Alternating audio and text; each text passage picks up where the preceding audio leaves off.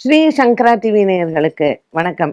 சுபதினம் நிகழ்ச்சியில் அனைவரையும் சந்திக்கிறதுல மிகவும் மகிழ்ச்சி. இன்னைக்கு ஜூன் மாதம் 25ஆம் தேதி வியாழக்கிழமை. இந்த நாளுக்கான 12 ராசிக்கும் பலன் மற்றும் பரிகாரத்தை பார்க்கலாம். அதனைத் தொடர்ந்து நமக்கு ஒரு அழகான கேள்வியும் உண்டு. மேஷராசி அன்பர்களுக்கு இன்று சந்திரன் 7ஆம் இடத்தில் சஞ்சாரம் செய்கிறார். இன்றைய நாளில் சந்திர பகவானின் சஞ்சாரம் மேஷராசி அன்பர்களுக்கு நன்மையை தரும். உடன் பிறந்த சகோதர சகோதரிகளால் இருந்து வந்த பிரச்சனைகளுக்கு தீர்வுகள் உண்டு. வேலை விஷயத்திலையும் இருக்கக்கூடிய குழப்பங்களுக்கு இன்று நல்ல ஒரு மாற்றத்தை பார்க்கலாம். ஒரு சிலருக்கு திடீர் பிரயாணங்கள் காத்திருக்கிறது. குருவாரமான இன்று ஏகாதேசி திதியில் பெருமாளை வணங்கலாம். ரிஷபராசி அன்பர்கள் இன்று நாள் முழுவதும் ரிஷபராசி அன்பர்களுக்கு நல்ல ஒரு ஏர்முகமான நாளாக அமைகிறது. குடும்பத்தில் இருக்கக்கூடிய சின்ன சின்ன சர்ச்சைகள் தீரும்.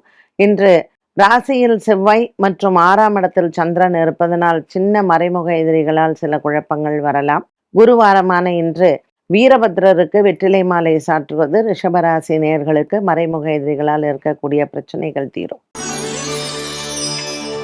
மிதுன ராசி நேயர்களுக்கு இன்று பல காலமாக இருந்து வந்த உடல் ஆரோக்கிய குறைபாடுகள் குறையும்.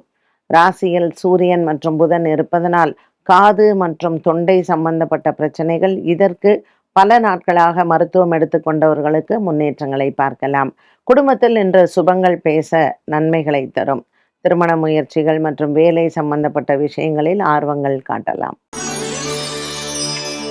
கடகராசி அன்பர்கள் ராசிநாதன் சந்திரன் 4ஆம் இடத்திலையும் சுக்கிரன் சந்திரன் பரிவர்த்தனை யோகமாக இருப்பதனால் மனதளவில் இருக்கக்கூடிய ஒரு சில குறைகளுக்கு இன்று நல்ல ஒரு தீர்வு கிடைக்கும். இன்று சிவன் ஆலய வழிபாட்டை மேற்கொள்ளலாம்.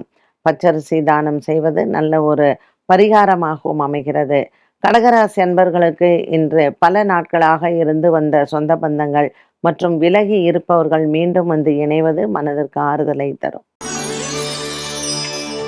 சிம்மராசி அன்பர்களுக்கு ராசிநாதன் சூரியன் லாபத்தில் இருப்பது வெற்றியை தரக்கூடிய நாளாகவும் இருக்கும். சிம்மராசி அன்பர்களுக்கு இன்று பல குழப்பங்கள் தீரக்கூடிய நாளாக அமைகிறது.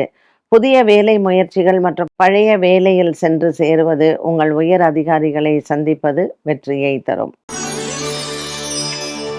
கன்னிராசி நேயர்களுக்கு இன்று கணவன் மனைவி ஒற்றுமையும் சிறப்பாக அமையும். 10ஆம் இடத்தில் இருக்கக்கூடிய புதன் மற்றும் சூரியன் தொழில் சார்ந்த விஷயங்களில் நல்ல ஒரு முன்னேற்றத்தை தருவார். கூட்டு தொழில் முயற்சிகள் மற்றும் வியாபாரம், தொழில் சார்ந்த விஷயங்களில் இன்று வெற்றிகள் உண்டு. லாபத்தில் இருக்கக்கூடிய குருவும் சுக்கிரனும் இன்று உங்களுக்கு மன அமைதியை கொடுப்பார். துலாம் ராசி அன்பர்களுக்கு பாக்கியத்தில் இருக்கக்கூடிய புதன் மற்றும் சூரியனினால் நன்மைகள் நடக்கும். கொடுக்கல் வாங்கல் ஆகிய விஷயங்களில் இன்று நல்ல ஒரு மன அமைதி உண்டு. பல நாட்களாக இருந்து வந்த ஒரு சில வேதனைகள், மன போராட்டங்கள் மாறும். உயர் அதிகாரிகளின் பாராட்டுகளையும் அன்பையும் பெறலாம். விருச்சிக ராசி நேயர்களுக்கு இன்று 12ஆம் இடத்தில் சந்திரன் இருப்பதனால் அலைச்சல்கள் அதிகமாக இருக்கும். இன்று கேது பகவானின் சஞ்சாரம் விருச்சிக ராசி நேயர்களுக்கு வேலை விஷயத்தில் அலைச்சலை தரலாம். இதனால் உங்களுக்கு சற்று தூக்கமின்மையும் இல்லாமல் இருக்கும். விருச்சிக ராசி அன்பர்களுக்கு கணவன் மனைவி ஒற்றுமை சிறப்பாக இருக்கும். பல நாட்களாக இருந்து வந்த ஒரு மன போராட்டங்கள் தீரும். இன்று காலை வேளையில் உங்களுக்கு நல்ல செய்திகள் காத்திருக்கிறது. விருச்சிக ராசி அன்பர்களுக்கு இன்றைய நாளில் உங்களினுடைய எண்ணங்கள் நிறைவேறும்.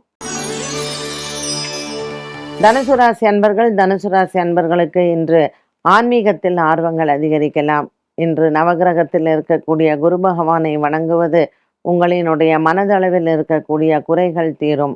7ஆம் இடத்தில் சூரியன் மற்றும் புத பகவானும் 8ஆம் இடத்தில் குருவும் சுக்கிரனும் இருப்பது தனுசு ராசி அன்பர்களுக்கு வேலை விஷயத்தில் இருக்கக்கூடிய குழப்பங்களுக்கு தீர்வுகள் உண்டு. இன்று ஏகாதேசி திதியில் பெருமாளை வணங்கலாம்.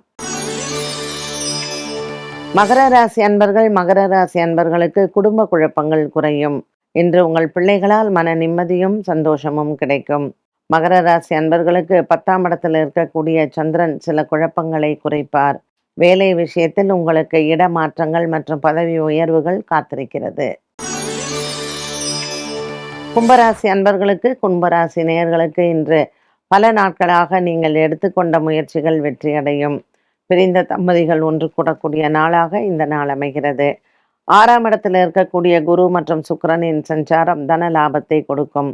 பங்கு சந்தையின் முதலீடுகள் லாபத்தை தரும். கும்பராசி அன்பர்களுக்கு இன்று 5ஆம் இடத்தில் சூரியன் மற்றும் புத பகவானின் சஞ்சாரம் நல்ல ஒரு மன நிம்மதியும் சந்தோஷத்தையும் கொடுக்கும். மீனராசி நேயர்களுக்கு இன்று மனக்குறைகள் இல்லை. குடும்பத்தில் இருக்கக்கூடிய பல மாதங்களாக இருந்து வந்த ஒரு மனப்போராட்டம் தீரும். கொடுக்கல் வாங்கல் மற்றும் சொத்து விவகாரங்கள் இவற்றில் பேசி ஒரு முடிவெடுக்கலாம். மீனராசி நேயர்களுக்கு 5ஆம் இடத்தில் இருக்கக்கூடிய குரு சுக்கிரன் நல்ல ஒரு மன நிம்மதியை கொடுப்பார். பிள்ளைகளால் இன்று மன நிறைவு உண்டு. 12 ராசிகளுக்கும் உண்டான பலன் மற்றும் பரிகாரத்தை பார்த்தோம். இன்றைய நாளுக்கான கேள்வியை பார்க்கலாம்.